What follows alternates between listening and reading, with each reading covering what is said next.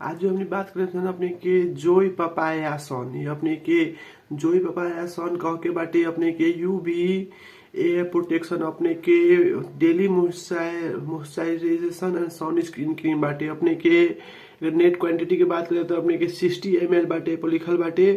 देख सकते अपने की 60 ml बाटे अपने के ई बनल बाटे अपने के इंडिया में, मेड इन इंडिया बाटे, इंडिया में बनल बाटे। अपने के एमआरपी के बात करें तो अपने के ही 1 से 50 रुपया एमआरपी बाटे एकर। अपने देख सकते हैं जहाँ पर लिखल बाटे एमआरपी 1 से 50 रुपया बाटे। अपने के पपाया सन यूवीपी अपने के प्रोटेक्शन बाटे, अपने के सनलाइट से अपने के यूवी रे से अपने के बचाए। अपने के क्वालिटी की बात करें तो अपने के बहुत ही अच्छा बाटे।